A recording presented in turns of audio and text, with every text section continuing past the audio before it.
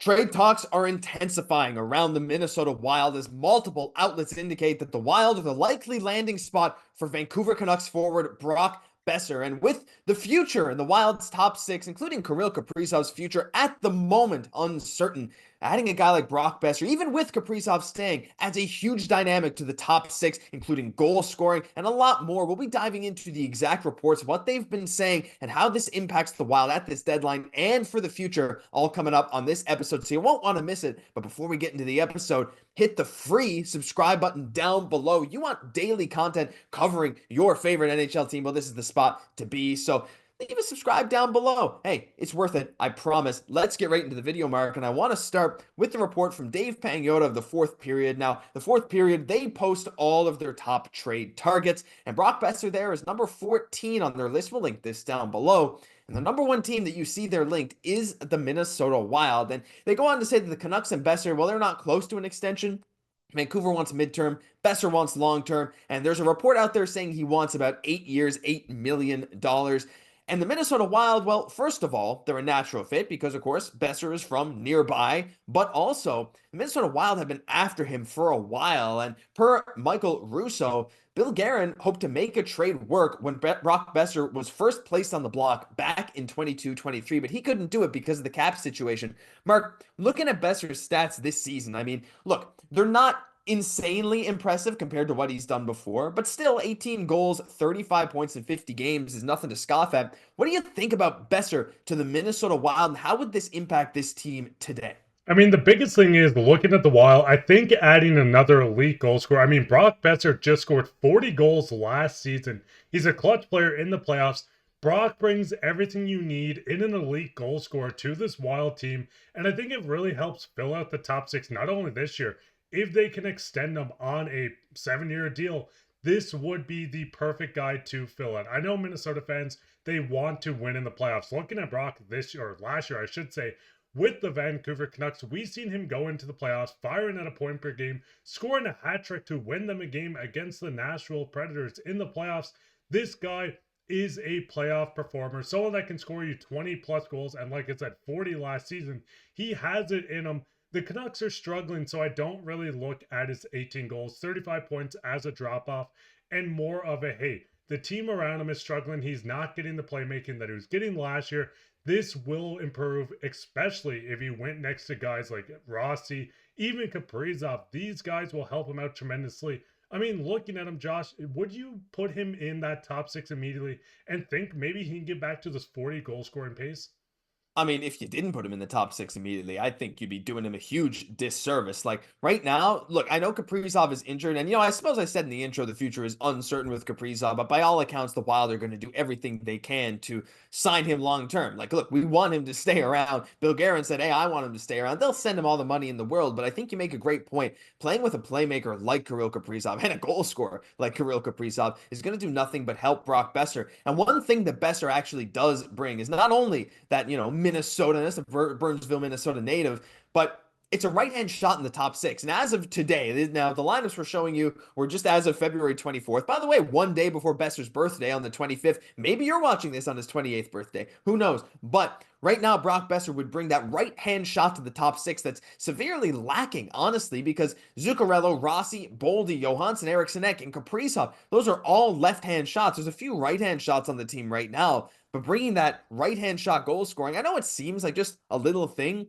but it brings another level of dynamic play, not only in 5-on-5, but especially on the Minnesota Wild power play. Just another weapon. Say he can fire it from the left side or from the slot like we often see him do. Like, it brings another level of dynamic to this team. So, Mark, I ask you then, like, if we look at this roster with Brock Boeser in it, even if it's just for this season, and you assume Kaprizov comes back, you have to look at that top six and say that is one of the better top six in the playoff picture this year. Now, again, there's a lot of supporting stuff that needs to go right, but as the defense is getting healthy again with Faber and Middleton and Brodin and Spurgeon, and if Kaprizov comes back in time for the playoffs, whatever happens with his injury, and you insert Boeser there, this team looks legitimately, well, I mean, they're already dangerous, but even more dangerous than we thought before. Because, I mean, the biggest thing, adding Boeser, he would be what? Top six in scoring on this team. Looking at Boeser in that top six, you can bump some guys down, which does make the middle six and bottom six even better. But getting that pure goal scorer in that top six, I think takes some pressure off guys like Boldy, Kaprizov. They can get more room to work because you can't leave a guy like Brock Boeser open anywhere.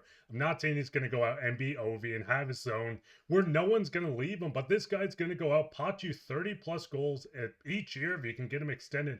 I think it would open up a lot of opportunities for other guys to even take a bigger step where they have more open ice. People have to cover Brock, especially on the power play. That guy's going to be lethal. And once the playoffs hit, this is the type of guy I think Minnesota desperately needs. And I'm not saying they're not going to win without him, because I do think the Minnesota Wild are contenders and are going to go deep. But I think Brock could be the tipping point to put them as favorites. Yeah, I mean it's possible. I mean, favorites is. I mean, I guess it's hard to say because there's so many good teams around the league right now. And look, our division rival, the Winnipeg Jets, is like it's tough to beat Connor Hellebuck, but still, we have all this talk about Brock Boeser, and as much as I agree that he's a good fit, the problem is how do you make this work money wise? Now, the Minnesota Wild have 8.2 million in deadline space, but like that on its own is enough to absorb Besser's contract, his full contract. But the problem is Kaprizov's on LTIR, so if Kaprizov's not on LTIR, you have to make a lot of things work kind of financially to bring in a guy like Brock Boeser. And a lot of people are speculating that Vancouver would have to retain or they'd have to find a third party to retain, which would just make this deal even more complicated. And that team would get some draft compensation, probably likely from the Minnesota Wild in a deal like that. So, I mean, looking at the roster, looking at the cap space, and looking at what Vancouver is reported to want, and that's, younger players, but who have been in the league for a bit, maybe we're talking early mid 20s guys. There's not many that the Minnesota Wild could offer up that would equate to the value of a Brock Boeser. But then again, it really depends on if you think the Canucks are saying, look, we just got to cut our losses, get whatever we can for him. And like they did in the JT Miller trade, get some draft picks, get some assets, and flip them again immediately. The Wild don't have a first or third this year. Of course, the Eriksson trade got rid of some draft picks. Mark, if Minnesota's to make this kind of trade, I mean, I assume Vancouver's probably going to be calling on Marco Rossi, and I would hang up the phone immediately if I was Bill Guerin. But like, I don't know that when it comes to the money, I find that very difficult to do. You're probably going to have to part with. I mean, I don't know, maybe someone like a Trennan, but that's not really going to move the needle. Maybe someone like a Liam Öhgren, as much as I like him, 23 points in 25 games in the AHL this year. This is going to be tough to pull off. It's possible, but I think this hurdle it's scaring me. It's the one thing that scares me the most about this trade probably not ending up happening because it's just so complicated in that nature. I mean, looking at this, we know the Minnesota Wild have one of the best prospect pools in the entire National Hockey League. And like you said, when JT Miller was traded, they got some pieces back, but they also got a first round pick that they immediately flipped to Pittsburgh to add more depth in Marcus Pettersson, Drew O'Connor, and other pieces. So I could see Patrick Allvin saying, hey, you guys have a deep prospect pool. We know they're selling teams around the National Hockey League. Why don't we move on for Brock Boeser? You give us draft capital, maybe prospects. We'll flip that immediately for the needs we actually have. It kind of helps out all three teams and not even having to be a three-team trade, but you're able to get what you need from the Canucks side. The Wild get Brock Boeser. The third team gets what they need, and it kind of helps everyone out. And looking at this, I do think it is possible. Obviously, the cap's going to be a big situation, the extension, but we know Patrick Allvin has made it very clear he doesn't want to lose his own players for nothing in the offseason. So kind of throwing it back to you, Josh, would you move out maybe one of the many prospects the Wild have and a pick to bring him in, even if he's a rental? Depends on the prospect, depends on the pick, but in theory, yeah. Like, well, if he's just a rental, I wouldn't be so sure. I think if you're Minnesota and you're doing that, you're ready to give him about what he's asked for, and that is reportedly around 8 years, $8 million. I'd be a bit more comfortable with a slightly lower cap hit based on his injury history. Like, the dude doesn't play a ton of games every year, though he did play 81 last year and he's played 50 this year. His history before that is not super, super great.